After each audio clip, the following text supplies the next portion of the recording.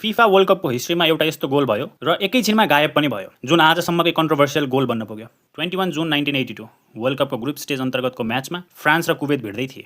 यो कुवेतको पहिलो विश्वकप म्याच थियो जुन म्याच हेर्न कुवेतका राजकुमार शेख फहाद अल अहमद अल जबर अल सबा पनि आएका थिए, जो कुवेत फुटबल एसोसिएसनका प्रेसिडेन्ट पनि थिए। खेल चल्दै गयो र फ्रान्सले 3-1 ले लिड गरिरहेको थियो। 79th मिनेटमा फ्रान्सेली प्लेयर एलेन जिरेसले चौथो गोल गरे जुन फिफा रेकर्डबाट हटाइयो केही बेरमै। त्यो गोल अफसाइड पनि थिएन र फाउल पनि थिएन, त्यही पनि हटाइयो। भयो के भने त्यस गोल गरे लगत्तै रेफ्रीले फ्रान्सेली टिमलाई गोल दिए र भिआइपी लन्जमा बसेका कुवेतका राजकुमार रिसाउँदै ग्राउन्डमा छिरे र तत्काल गोल नदिनलाई भने। उनले गोल दिएमा कुवेतको टिमलाई त्यहीँबाट विथड्र गर्नेसम्म धम्की दिए। भएको के थियो भने स्टेडियममा म्याच हेर्न बसेका एकजनाले यति ठुलो स्वरमा विसल बजाए जसलाई रेफ्रीको विसल सम्झेर केही कुवेतका डिफेन्डरहरूले खेल्न रोकेका थिए, जसको लगत्तै गोल भएको थियो। राजकुमारको चर्को दबावपछि रेफ्रीले गोल क्यान्सल गरे। पछि फिफाले कुवेतका राजकुमारलाई फाइन पनि लगायो भने सोभियत रेफ्रीलाई लिगल गोल क्यान्सल गराएकोमा कहिले पनि वर्ल्ड कप म्याच खेलाउन दिएन।